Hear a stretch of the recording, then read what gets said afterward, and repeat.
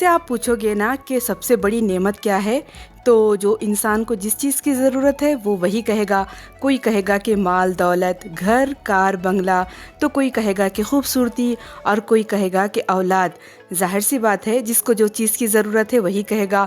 और अगर कोई एक बीमार शख्स को पूछे कि नेमत क्या है, तो वो कहेगा कि सेहतमंदी सबसे बड़ी नेमत है।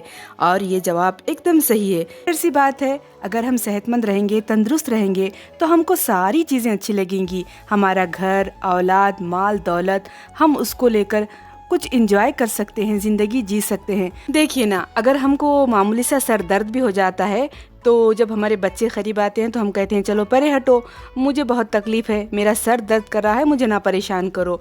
तो ऐसा है कि सेहतमंदी ही हज़ार नेमत है। नबी करीम सल्लल्लाहु अलैहि वसल्लम ने भी फरमाया था कि तुम सेहत को बीमारी से पहले गनीमत जानो।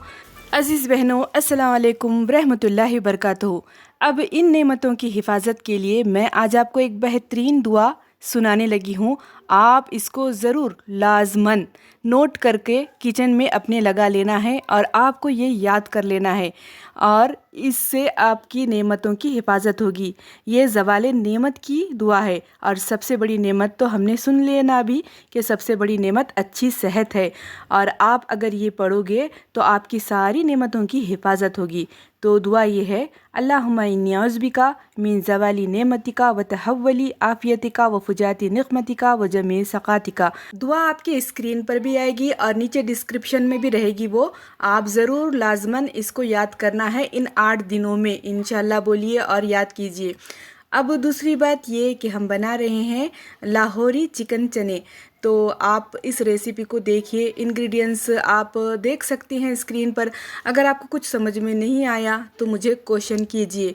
अब जबकि बात निकली है सेहत की, तंदुरुस्ती की, तो मैं आपको एक बहुत ही खूबसूरत और अच्छा वाक़या सुनाने लगी हूँ।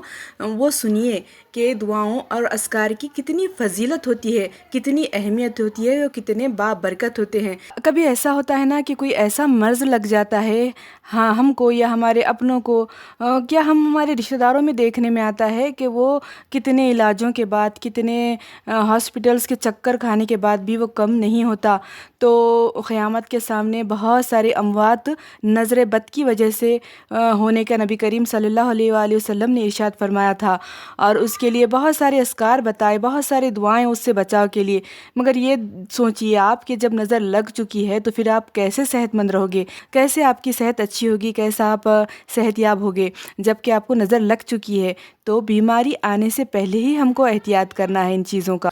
उसके लिए अव्वल है सुबह के अस्कार, जो एक महफूज किला है। सूरज निकलने से पहले अगर आप तमाम अस्कार पढ़ोगे सुबह के, और अपने ऊपर दम कर लोगे और पानी पर दम करके बच्चों को पिलाओगे, तो वो महफूज हो जाएंगे एक महफूज किले में। और शाम में सूरज डूबने से पहले, यानी कि सूरज गुरूब होने से पहले ये पढ़ना है। अगर आप बाद में पढ़ोगे उसके, सूरज निकलने के और गुरूब होने के बाद, तो आप महफूज किले में नहीं होगे, किले का दरवाज़ा बंद हो जाएगा और आप उसके घेरे में आ जाओगे। इसलिए सूरज निकलने से पहले और सूरज डूबने से पहले आपको अज़कार सुबह व शाम के पढ़कर अपने ऊपर दम करना है और अपने बच्चों के ऊपर।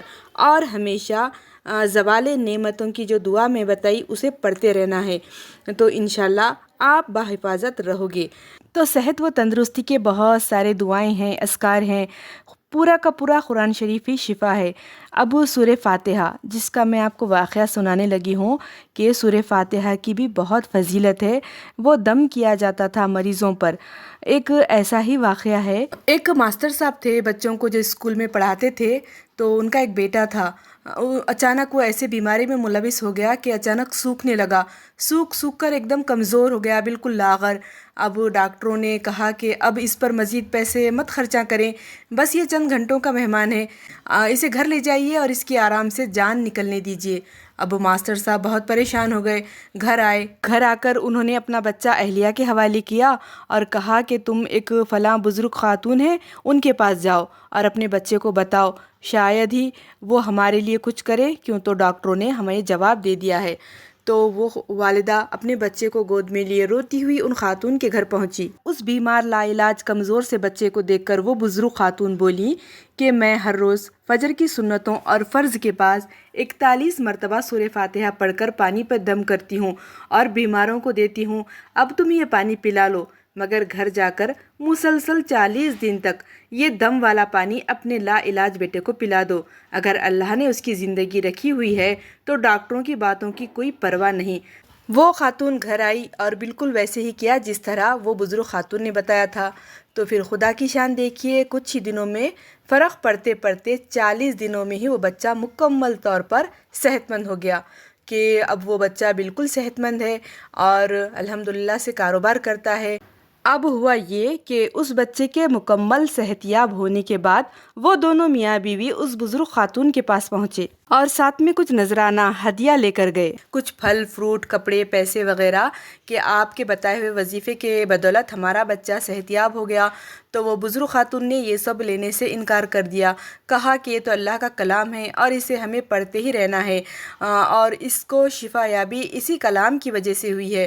تو وہ دونوں سادہ سے تھے، کہنے لگے کہ اب تک ہم جہاں بھی گئے لوگوں نے تعویذ گنڈوں کے پیسے ہم سے لیے، مگر آپ بالکل انکار کر رہی ہو۔ بہرحال سورہ فاتحہ کے اس جیسے سینکڑوں واقعات ہیں جن میں لوگوں کو شفا ملنے کا بیان ہے۔